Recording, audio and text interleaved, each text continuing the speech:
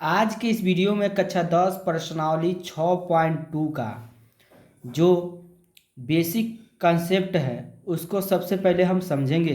दिया है समरूप त्रिभुज। अब समरूप त्रिभुज होता क्या है? यदि दो त्रिभुज के संगत कोण समान हो तथा भुजाएं क्या हो, अनुपातिक हो। ठीक है, वो क्या होता है? हमारा समरूप त्रिभुज होता है। ठीक है, जैसे हमारा कोण कोण ए और कोण पी क्या है? बराबर है। कोण ए बराबर क्या? कोण पी। देखिए ये 60 है तो ये भी 60 है। उसके बाद कोण बी बराबर कोण क्या? क्यू। कोण बी बराबर कोण क्यू। ठीक है, उसी तरह कोण सी बराबर कोण आर। कोण सी बराबर कोण आर। ठीक है, ये हमारा कोण संगत कोण क्या है? एक समान हो गया।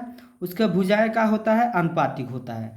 जैसे मान लीजिए यहाँ पे ए बी बटा का होगा पी क्यू, यानी ए बी अनुपात का होगा पी क्यू, और ए सी अनुपात का होगा पी आर, और बी सी अनुपात का होगा क्यू आर।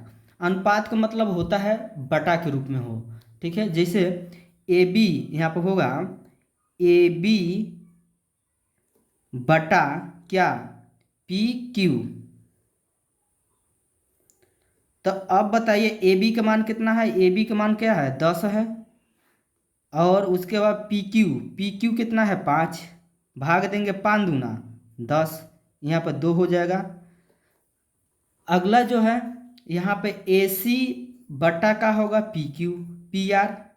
ए सी बटा पी आर बराबर ए सी कितना दिया है हमारा? 16। और क्या है? पी आर कितना है? 8। तो 8 दूना कितना हो जाएगा? 16। कितना हो गया? 2 हो जाएगा। ठीक है, अब अगला जो है यहाँ पे बी सी बटा का होगा क्यू आर। बी सी बटा क्यू आर बराबर बी सी कितना है? 12। और क्यू आर कितना है? 6। 6 दूना कितना हो जाएगा? 12। 2 हो गया।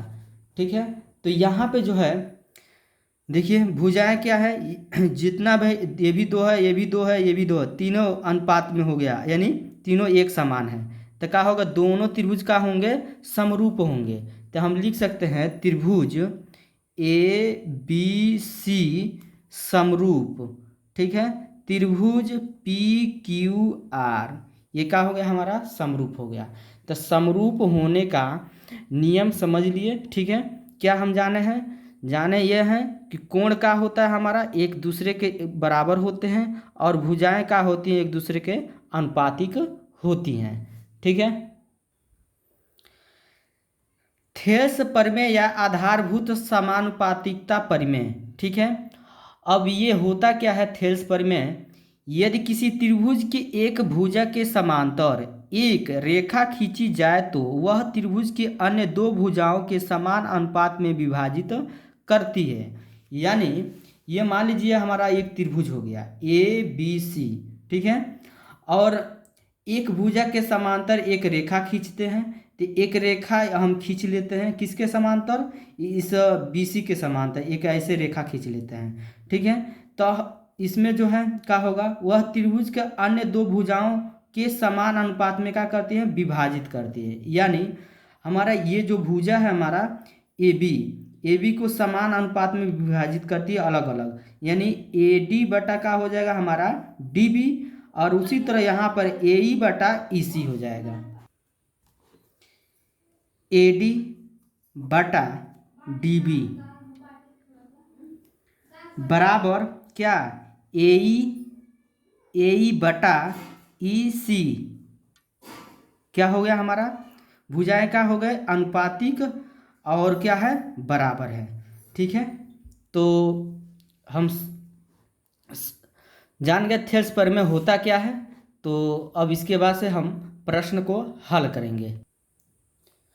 अब प्रश्नावली 6.2 का जो प्रश्न दिया है 1 आकृति 6.17 पहला और दूसरा में डी समांतर बी सी है। पहला में ई सी और दूसरा में ए डी ज्ञात कीजिए। तो यहाँ पर ये चित्र दिया हुआ है आकृति, तो हम फर्स्ट आकृति को हल करेंगे। फर्स्ट आकृति को, तो यहाँ पे जो मान दिया है, क्या दिया हुआ है हमारा,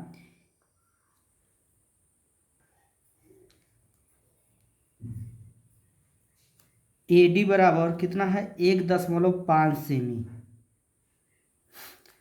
AD हमारा कितना है 1.5 सेमी और DB कितना है 3 सेमी। तो यहाँ पर लिखेंगे DB बराबर 3 सेमी।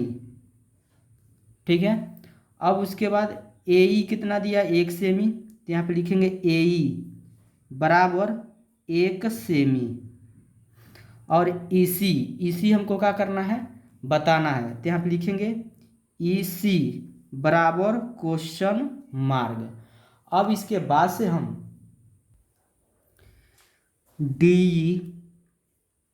DE समांतर क्या है BC। यहाँ पे जो है DE समांतर क्या है BC, ते भुजाएं का होगा हमारा अनुपातिक होगा और बराबर। ये किसका है, तो थेल्स परिमेय का नियम है। तो यहाँ पर हम लिखेंगे AD बटा DB बराबर AE बटा EC।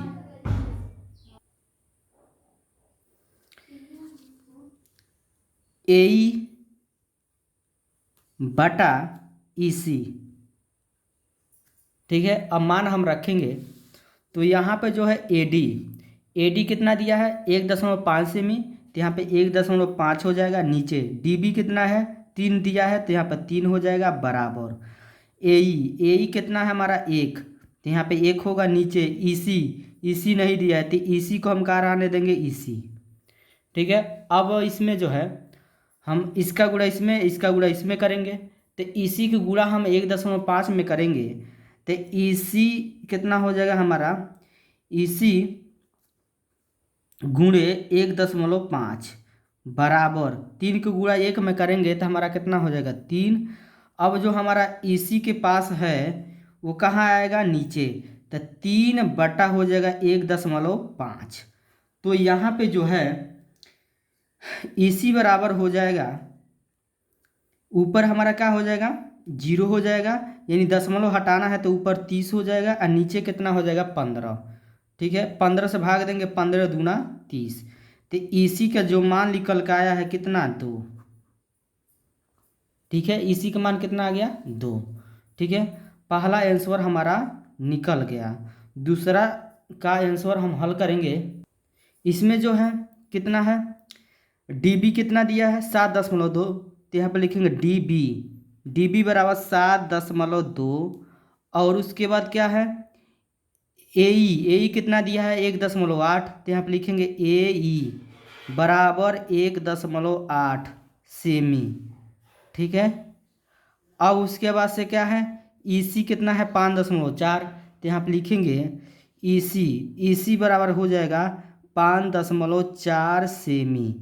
अब इसके बाद से हम क्या करेंगे, जो यहाँ पे AD क्या है नहीं दिया है, AD हम क्या जानते हैं क्वेश्चन मार्क, AD नहीं दिया है। तो हम जानते हैं क्या, यहाँ पे DE समांतर क्या है BC है, तो ये भुजाएं का होगा अनुपातिक और क्या होगा बराबर। तो यहाँ पर हो जाएगा हमारा क्या, यहाँ पे लिखेंगे DE समांतर BC। ये जब समांतर है तो यहाँ पे AD बटा क्या हो जाएगा हमारा AD बटा कितना होगा DB बराबर AE बटा कितना हो जाएगा हमारा EC। ठीक है। भुजाएं का हो गया अनुपातिक और बराबर। अब मान रखेंगे यहाँ पर AD का मान कितना दिया है, AD का मान निकालना है तो AD को AD रहने देंगे। नीचे हमारा हो जाएगा DB क्या है 7.2 है, तो यहाँ पर 7.2 बराबर AE क्या है 1.8 हो जाएगा। EC कितना है 5.4, तो यहाँ पर हो जाएगा 5.4। अब जो है यहाँ पर जो है AD बटा हम क्या उतार देंगे 7.2 बराबर, ये दशमलव के सामने दशमलव है, दशमलव हट जाएगा, ऊपर 18 हो जाएगा, नीचे कितना हो जाएगा 54। अब 18 का 18 18 तिहाई 54। अब यहाँ पे जो है ए डी बराबर हो जाएगा, ए डी बटा 7.2 बराबर 1 बटा क्या 3। अब जो है इसका गुणा इसमें, इसका गुणा इसमें, 3 के गुणा हम ए डी में करेंगे 3 ए डी होगा, 3 ए डी बराबर 7.2 के गुणा 1 में करेंगे 7.2 होगा। जो ए डी के पास है वो कहाँ आएगा नीचे, ए डी बराबर हो जाएगा 7.2, अब बटा कितना हो जाएगा 3 हो जाएगा।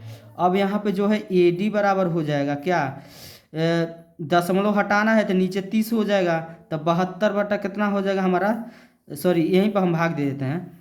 तो 3 दूना 6, 1 बचा 12, 3 चौको 12, 2.4 हो रहा है, कितना हो रहा है हमारा 2.4।